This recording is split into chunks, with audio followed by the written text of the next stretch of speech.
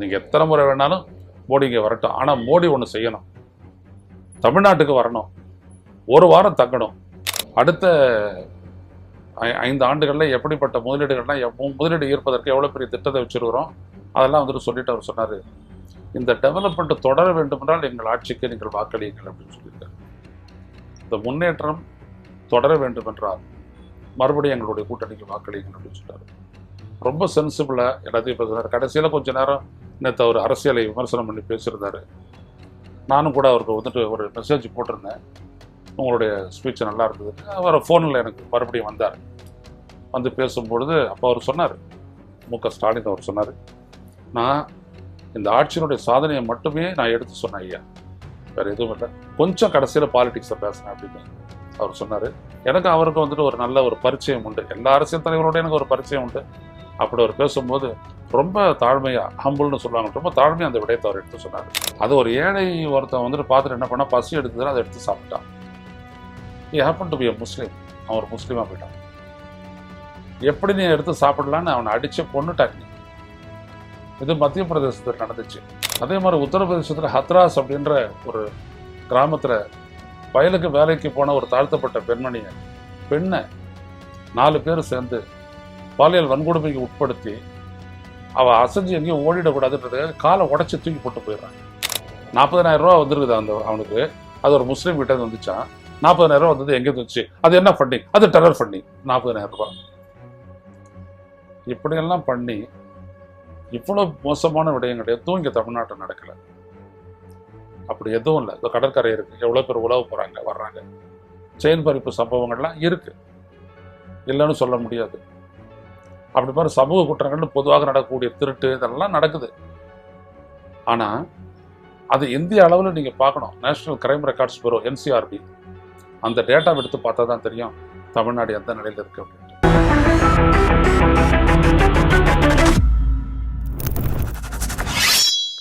வணக்கம் தோழர்களே, ரோசஸின் வாயிலாக என்ற மீண்டும் உங்களை சந்திப்பதில் பெரும் மகிழ்ச்சி அடைகின்றேன். தமிழ்நாடு சட்டப்பேரவை தேர்தல் இன்னும் ஒரு 20 நாட்கள் மட்டுமே இடையில் இருக்கக்கூடிய இந்த சூழலில் பிரச்சாரம் 21ஆம் தேதியும் முடியுது. 23ஆம் தேதி வாக்குப்பதிவு. இன்னைக்கு 1ஆம் தேதி. நேற்று திருவாரூரில் தனது பரப்புரையை தொடங்கிய தமிழ்நாடு முதலமைச்சர் திமுக தலைவர் மு.க. ஸ்டாலினுடைய பேச்சு, அது நேற்றும் சரி, இன்றைய காலை திருச்சியில் நடந்த அந்த பிரச்சார பொதுக்கூட்டத்திலும் சரி, அவர் இந்த ஆட்சிக்கு எதிராக எழுப்பப்பட்ட குற்றச்சாட்டுகளுக்கு மிக சரியான பதிலடியை கொடுத்திருக்கிறார். அது மிகவும் கூர்ந்து கவனிக்க வேண்டியது. பொதுவாக தமிழ்நாட்டில் சட்டம் ஒழுங்கு சரியில்லை, எங்கு பார்த்தாலும் போதைப் பொருள், தமிழ்நாட்டில் பெண்களுக்கு பாதுகாப்பே இல்லை என்று எடப்பாடி பழனிசாமி, பாஜக, அதிமுக, தாவேக, விஜய் வரைக்கும் இதே தான் பேசிட்டு இருக்கிறாங்க. அவர் சட்டம் ஒழுங்கு அப்படின்னு சொல்லும் பொழுது அது தனித்தனியாக பிரித்து பேசினவர் மு.க. ஸ்டாலின் சொன்னார், ரொம்ப அழகாக சொன்னார் அவர், தமிழ்நாட்டில் மத வன்முறை இல்லை, உத்தரப்பிரதேசத்தில் நடப்பது போல தமிழ்நாட்டில் கும்பல் வன்முறை கிடையாது, மணிப்பூரில் நடப்பது போல தொடர் வன்முறையும் இங்கே நடக்கவில்லை, இந்த மாநிலத்தில் அமைதியான ஒரு சூழல் தான் நிலவுகிறது, அதனால்தான் ஏராளமான அளவிற்கு முதலீடுகள் வருகின்றன அப்படின்னு சொல்லி அருமையா அவங்களுக்கு வந்துட்டு ஒரு பதிலடி கொடுத்துருக்காரு. நான் ஏற்கனவே சொன்னேன், தமிழ்நாட்டில் சட்டம் ஒழுங்கு சரியா இருக்குதா அப்படின்னு சொல்ற கேள்வி கேட்டபோது, இங்க தமிழ்நாட்டுக்கு வந்த தலைமை தேர்தல் ஆணையர், இந்திய தலைமை தேர்தல் ஆணையர் சொன்னார் எக்ஸலண்ட் அப்படின்னாரு அவரு. அது கூட முதல்வர் ஸ்டாலின் பயன்படுத்தி இருக்கலாம். ஏன்னா அப்படியேப்பட்ட வார்த்தை எக்ஸலண்ட். ஏன்னா அப்படிப்பட்ட சூழல் தமிழ்நாட்டில் சட்டம் ஒழுங்கு அமைதி நல்லா இருந்து தொட்டுதான் ஒரே நாளில் தேர்தல் நடத்தி முடிக்கப்படுகிறது, தமிழ்நாட்டிலையும் கேரளத்திலும். அப்புறம் புதுச்சேரி, அதுக்கப்புறம் அஸ்ஸாம், வெஸ்ட் பெங்காலில் 2 கட்டமாக 23, 29ஆம் தேதியில் தேர்தல் வாக்குப்பதிவு நடக்குது. அதில் தனது சாதனைகளை மட்டுமே அவர் பேசுறாரு. எடுத்தோடனே அந்த குற்றச்சாட்டு அதுக்கெல்லாம் வரவே இல்லை. நான் போன முறையும் திருவாரூர்லேருந்துட்டு ஆரம்பித்தேன், இந்த முறையும் திருவாரூர்லேருந்துட்டு ஆரம்பிக்கிறேன். திருவாரூர் திமுக ஊர் அப்படின்ற ஒரு அடைமொழியோடு அவர் ஆரம்பித்தார். அப்போ அவர் பேசும்போது சொல்கிறாரு, எல்லா சாதனைகளாகவே சொல்லிட்டு வந்தார். நாங்கள் இதை செஞ்சோம், மகளிர் உரிமை தொகை கொடுத்தோம், அப்புறம் விடியல் பயணம், படிக்க போகிற பிள்ளைங்களுக்கு 1000 ரூபாய், மாணவர்களுக்கு மாணவிகளுக்கு இப்படியெல்லாம் கொடுத்து அதன் மூலம் எப்படிப்பட்ட மேம்பாடு ஏற்பட்டிருக்கு, தமிழ்நாட்டில் அதிகமான பெண்கள், இந்தியாவிலேயே அதிகமான பெண்கள் வேலைவாய்ப்பு பெற்றிருக்கக்கூடிய இடம் தமிழ்நாடு. வேலைவாய்ப்பே இருக்கா அப்படின்னு சொல்லிட்டு கேள்வி கேட்கிறாருல விஜய், அவருக்கான பதில், இந்திய ஒன்றிய அரசு கொடுத்த தரவுகளின் அடிப்படையில் பார்த்தோம்னா அதிகமாக பெண்கள் வேலைவாய்ப்பு பெற்றிருப்பது தமிழ்நாட்டில். அது மட்டுமல்ல, ஜவுளித்துறையில் அதிகமான ஏற்றுமதி, அதிகமான உற்பத்தி ரெண்டு தமிழ்நாடு. அது மட்டுமல்லாத ஜவுளித்துறையில் அதிகமான பெண்கள் அப்பணியில் ஈடுபட்டிருப்பது தமிழ்நாட்டில் தான். இத்தனைக்கும் ட்ரம்ப் வந்துட்டு இங்கேருந்து போற ஏற்றுமதிகளுக்கு அதிகமான வரி விதிப்பு போட்ட நிலையிலும் கூட, வரி விதிப்பு போட்ட நிலையிலும் கூட இங்கே நிறைய எம்ப்ளாய்மெண்ட்டு இருக்கு. யாருக்கும் அந்த வேலை வாய்ப்பு போய்விடவில்லை. அப்படிப்பட்ட ஒரு சூழல் தான் தமிழ்நாட்டில் இருக்கிறது. அது மட்டுமல்லாமல் முதலீட்டை பற்றி அவர் சொல்லியிருக்கிறார். அதையும் நம்ம கவனிக்கணும். எவ்வளோ பேருக்கு வேலை வாய்ப்பு, அடுத்த இதுவரைக்கும் எவ்வளோ பேர், 3 லட்சம் பேருக்கு வீடு கட்டி கொடுத்துருக்குறோம், அடுத்தபடியாக 10 லட்சம் பேருக்கு வீடு கட்டி தருவோம் கலைஞரின் கனவு இல்லம் திட்டத்தின் கீழ் அப்படின்னு சொல்லிட்டு இப்படி பல்வேறுபட்ட திட்டங்களை எல்லாம் பண்ணிட்டு வந்தவர் பெருசாக எதிர்கட்சியை விமர்சிக்கலாம் அப்படிலாம் ஒன்றும் பண்ணவே இல்லை. இன்றைக்கு காத்தால திருச்சியில் தான் வந்துட்டு பார்த்தீங்க அப்படின்னா கொள்கை ரீதியாகவும் அரசியல் ரீதியாகவும் எதிர்கட்சி தலைவரையும் பாஜகவையும் கடுமையாக விமர்சிச்சாங்க. நீங்கள் எத்தனை முறை வேணாலும் மோடி இங்கே வரட்டும், ஆனால் மோடி ஒன்று செய்யணும், தமிழ்நாட்டுக்கு வரணும், ஒரு வாரம் தங்கணும், தமிழ்நாட்டு மக்களிடையே பேசி தமிழ்நாடு எந்த அளவுக்கு தலை நிமிர்ந்து நிற்கிறது என்பதை அவர் உணர வேண்டும் அப்படின்னு சொல்லியிருக்கார். இது ரொம்ப முக்கியமான ஒரு வார்த்தை. ஒரு ஆளுங்கட்சி தான், ஆனாலும் கூட அது எதுக்கு அவர் சொல்றாரு அப்படின்னோம்னா, இங்க இருக்கிற மக்கள் திருப்தியோட இருக்கிறாங்களா இந்த ஆட்சியை தொடர்பா, நேரடியாக நீங்க பேசி தெரிஞ்சுக்கங்க. அப்படியே இறங்கி நடக்கலாம், உங்களுக்கு பாதுகாப்பெல்லாம் இருக்கு, அப்படியே போகலாம், ஒரு சந்தை பகுதிக்கு போகலாம், எங்கே வேணாலும் போகலாம், ஒன்றும் ஆகிடாது தமிழ்நாட்டில். அந்த மாதிரி பார்த்து நீங்களே தெரிஞ்சுக்கலாம் அப்படின்றத அவர் ஒன்று சொன்னார். அப்புறம் அவர் இன்னொன்று சொன்னார், அதுதான் ரொம்ப முக்கியமானது. இங்கே இருக்கக்கூடிய எதிர்கட்சியான அனைத்து இந்திய அண்ணா திராவிட முன்னேற்ற கழகமும் அதன் பொதுச் செயலாளர் எடப்பாடி பழனிசாமியும் பாஜகவினுடைய முழுமையான அடிமைகளாகிவிட்டார்கள் அப்படின்ற ஒரு பெரிய குற்றச்சாட்டை அவர் வீசியிருக்கிறார்.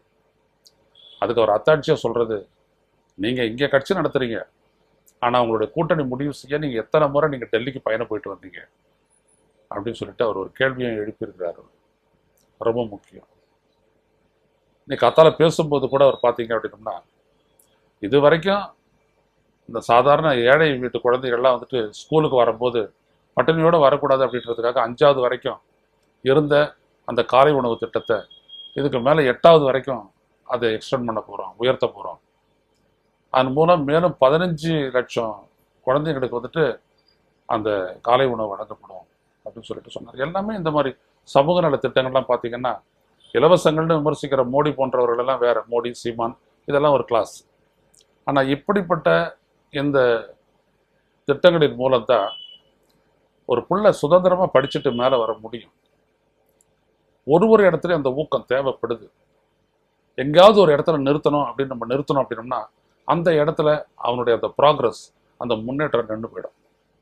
அதை நன்றாக உணர்ந்து தான் நீங்கள் பார்த்தீங்கன்னா, அந்த பள்ளி கல்வியிலேயே பாருங்க, காத்தால மதிய உணவு ரெண்டுமே உண்டு. அதுவும் சத்துணவு. ஒரு நாளும் ஒரு உணவு ஒரே மாதிரியெல்லாம் போடுறதில்லை. அதே மாதிரி அந்த அவங்க மேற்படிப்புக்கு போனாங்க அப்படின்னோம்னா 1000 ரூபாய், அது இப்போ 1500 ரூபாய். ஆண்களுக்கும் சரி பெண் குழந்தைகள் 2 பேருக்குமே மேல் படிப்புக்கு போனாங்க அப்படின்னோம்னா உயர்கல்விக்கு போகும்போது 1500 ரூபாய். அதே மாதிரி வயதானவர்களுக்கு அந்த பென்ஷன் 2000 ரூபாய் உயர்த்திருக்கிறார் இப்போ. அதுக்கப்புறம் பார்த்தீங்க அப்படின்னோம்னா இந்த உடல் ஊனம் மாற்றுத்திறனாளிகள் அவங்களுடைய மாதாந்திர அந்த உதவித்தொகை வந்துட்டு 2500. நான் பென்ஷன் தப்பாக சொல்லிட்டேன், உதவித்தொகை 2500 போகுது. அப்புறம் பெண்களுக்கான ஒரு திட்டம் தான் இந்த 8000 கூப்பன். அதுக்கு பரவலான ஒரு வரவேற்பு, அதை நம்ம சொல்ல வேண்டாம். அதில் அவங்க என்ன பொருட்களை வேணாலும் வாங்கிக்கலாம். இது அவ்வளவும் பார்த்தீங்க அப்படின்னோம்னா சோசியல் எமான்சிபேஷன் அப்படி சொல்லுவாங்க, சமூக மேம்பாட்டு திட்டங்கள். எதையெல்லாம் அவங்களுக்கு வந்துட்டு ஒரே நேரத்தில் ஒரு 5000 6000 ரூபா செலவு பண்ணி எதையும் வாங்க முடியாது அவங்களால. அப்போ அந்த வசதி அந்த வீட்டுக்குள்ள இல்லாமலே போயிடும். அந்த வசதியை வந்துட்டு தொடர்ந்து இவங்க கொடுத்துட்டு இருக்கிறாங்கன்னு வச்சுக்கோங்க. வண்ண தொலைக்காட்சியிலேருந்து அது ஆரம்பிச்சிருக்குது. இப்போ இதன் மூலமாக வந்துட்டு அவங்களுக்கு தேவையான சமையலறை பொருட்கள், ஃப்ரிட்ஜில் இருந்துட்டு ஃப்ரிட்ஜோ இல்லை இந்த மிக்சியோ அல்லது இன்னைக்கு ரொம்ப அதிகமாக தேவைப்படக்கூடிய எலக்ட்ரிக் ஸ்டவ்வோ ஏதாவது ஒன்று வாங்கி அவங்களுடைய அந்த தன்னிறைவு அந்த திட்டத்தின் மூலம் தன்னிறைவின் மூலமாக அதை வந்துட்டு பெறலாம் அப்படின்னு சொல்லிட்டு, அதுவும் உங்களுடைய லோக்கல்லே, இதுக்காக நீங்கள் வேறு எங்கேயும் வர வேண்டாம், உங்கள் ஊர்லேயே இருக்கக்கூடிய நல்ல கடை, உங்களுக்கு பரிச்சயமான இடத்துலையே நீங்கள் வாங்கிக்கலாம் அப்படின்னு சொன்னது. சொல்லிட்டு அவர் ஒன்று சொல்கிறாரு, அடுத்த 5 ஆண்டுகளில் எப்படிப்பட்ட முதலீடு ஈர்ப்பதற்கு எவ்வளோ பெரிய திட்டத்தை வச்சுருக்கிறோம் அதெல்லாம் வந்துட்டு சொல்லிட்டு அவர் சொன்னார், இந்த டெவலப்மெண்ட் தொடர வேண்டுமென்றால் எங்கள் ஆட்சிக்கு நீங்கள் வாக்களியுங்கள் அப்படின்னு சொல்லியிருக்காரு. இந்த முன்னேற்றம் தொடர வேண்டுமென்றால் மறுபடியும் எங்களுடைய கூட்டணிக்கு வாக்களியுங்கள் அப்படின்னு சொல்லிட்டாரு. ரொம்ப சென்சிபிளாக எல்லாத்தையும் பேசுகிறார். கடைசியில் கொஞ்ச நேரம் நேற்று அவர் அரசியலை விமர்சனம் பண்ணி பேசியிருந்தார். நானும் கூட அவருக்கு வந்துட்டு ஒரு மெசேஜ் போட்டிருந்தேன், உங்களுடைய ஸ்பீச் நல்லா இருந்ததுன்னு. அவர் ஃபோனில் எனக்கு மறுபடியும் வந்தார். வந்து பேசும்பொழுது அப்போ அவர் சொன்னார், மு.க. ஸ்டாலின் அவர் சொன்னார், நான் இந்த ஆட்சியினுடைய சாதனையை மட்டுமே நான் எடுத்து சொன்னேன் ஐயா, வேறு எதுவும் இல்லை, கொஞ்சம் கடைசியில் பாலிடிக்ஸை பேசுகிறேன் அப்படின்னு அவர் சொன்னார். எனக்கு அவருக்கு வந்துட்டு ஒரு நல்ல ஒரு பரிச்சயம் உண்டு, எல்லா அரசியல் தலைவரோட எனக்கு ஒரு பரிச்சயம் உண்டு. அப்படி அவர் பேசும்போது ரொம்ப தாழ்மையாக, ஹம்புல்னு சொல்லுவாங்க, ரொம்ப தாழ்மையாக அந்த விடயத்தை அவர் எடுத்து சொன்னார். எனக்கு ரொம்ப ஆச்சரியமாக இருந்தது. அப்புறம் அவருக்கு என்ன அப்படின்னோம்னா, சஜஷன் கொடுக்கணும் அப்படின்றது அவருடைய விருப்பம், எப்படியெல்லாம் பேசலாம், என்ன சொல்லலாம். ஏன்னா இவங்க என்ன பண்ணுறாங்க அப்படின்னோம்னா, எதிர்கட்சிகள் அரசியலுக்காக அடாத குற்றச்சாட்டுகளை எல்லாம் சொல்கிறாங்க. சட்டம் ஒழுங்கு சீர்கட்டு விட்டது, தமிழ்நாட்டில் படுத்து தூங்க பயமாக இருக்குது, பெண்கள் வெளில போகவே பயமாக இருக்குது, அப்படி இப்படின்னு நம்மளுக்கு நல்லா தெரியும். ஆங்காங்கு நடக்கக்கூடிய குற்றச்செயல்கள் எல்லாம் வச்சுக்கிட்டு அதே சட்டம் ஒழுங்கு பிரச்சனை அப்படின்னு பெருசாகிறாங்க. ஆனால் இப்படி திமுக வந்துட்டு செய்யலையே. பொள்ளாச்சியில் நடந்த அந்த பாலியல் வன்கொடுமை சம்பவத்துக்கு இப்படியெல்லாம் பெருசாலாம் 21வது தேர்தலில் திமுக சொல்லலையே. பொதுவாக ஒரு அங்கு குற்றச்செயல் நடக்குது அப்படின்னோம்னா அதன் மீது காவல்துறை ஒரு நடவடிக்கை எடுத்து சட்டத்தின் முன்னால் அந்த குற்றவாளிகள் கொண்டு வந்து நிறுத்தி தண்டனை பெற்று தந்தால் அது சரி. அதுவே நடக்கலை அப்படின்னோம்னா தான் சட்டம் ஒழுங்கு சீர்குலைவு, the failure of constitutional machinery அப்படின்னு சொல்லுவாங்க. இப்போ அதான் ஒரு குறிப்பிட்டதை போல் மணிப்பூர் இல்லை இந்த கும்பல் வன்முறைகள் ஒன்றும் இல்லை, நாமெல்லாம் பார்த்துட்ருக்குறோம். கடந்த பிள்ளையார் சதுர்த்தி அப்போ என்னாச்சு, அந்த தெருவிலெல்லாம் பிள்ளையாரெல்லாம் வச்சு கும்பிடுவாங்க இல்லையா, அந்த மாதிரி மத்திய பிரதேசத்துலேயும் நடந்திருக்கு.